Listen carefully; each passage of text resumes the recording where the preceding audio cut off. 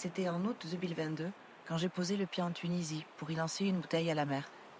Une plateforme dédiée aux jeunes migrants disparus, un cri, une mémoire pour ces Tunisiens partis vers l'Europe, portés par l'espoir, traversant la mer comme un acte de résistance pour briser les chaînes des lois et reprendre leur destin en main. Mais certains n'arriveront jamais, laissant leur famille dans le doute. La mer devient alors cimetière, où les chiffres cachent des corps sans vie, des visages effacés par les vagues de politique migratoire. 2 ans plus tard, je change de prisme. Je regarde vers ceux qui restent, ceux qui résistent sur leur terre, les jeunes de Snet, agriculteurs et agricultrices, ceux qui sèment révolution dans le sol. Une révolution silencieuse, une lutte pour l'identité. Ils ont d'ailleurs fait la révolution en 2011, puis sont revenus à la terre, reprendre racine, créer une agriculture climato-intelligente, reconnecter la jeunesse à la culture amazique, à la mémoire des oliviers millénaires, ses ancêtres figés dans le sol.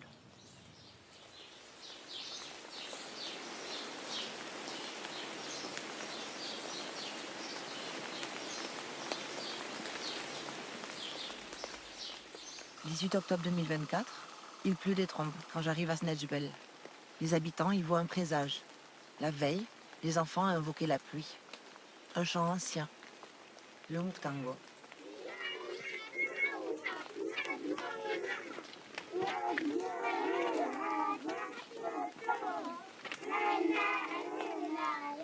تانجو بس خايبها طلبة ربي ما يخيبها يا الله صب الخير إن شاء الله أمك تانجو الشهلولة إن شاء الله تروح مبلولة يا الله صب الخير إن شاء الله.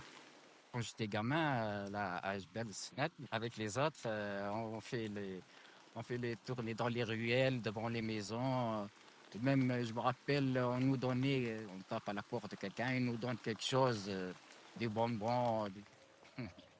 C'est là, dans l'intimité des Snédiens et des Snédiennes, que l'histoire s'est ouverte. La valise de Meriem, pleine de souvenirs. Des photos jaunies, au bord dentelé, des prairies en fleurs. Un village de Snedjbel, vibrant, vivant, avant l'exode.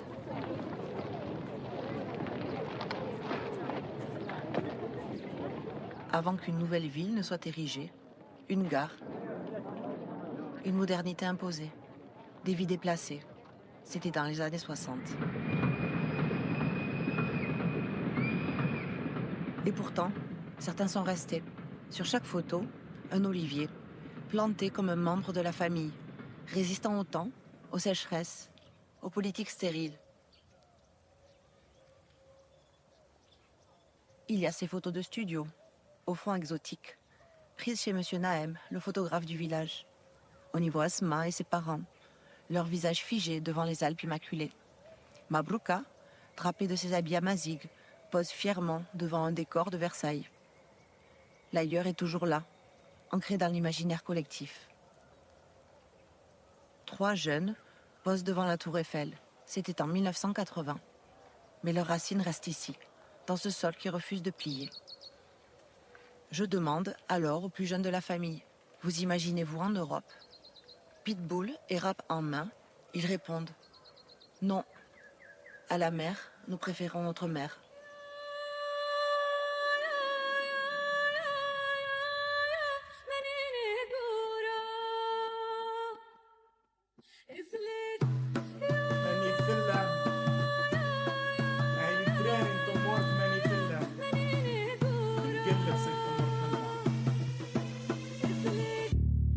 جاري بريد انت يلي غنت ذني داري ذين ماتو في الراحة في البالي وفي غدين راستا امازيغ ننسبيري سكت ويضاق ذيم ما وني غاك نتشذوين. Le rappeur, Amada Erzaoui, chante en amazigh. Où es-tu? Je suis toujours là, comme les racines de l'olivier dans la terre. Je suis africain, fils de cette terre. Ma voix s'élèvera, continue à résister. Ce n'est pas fini.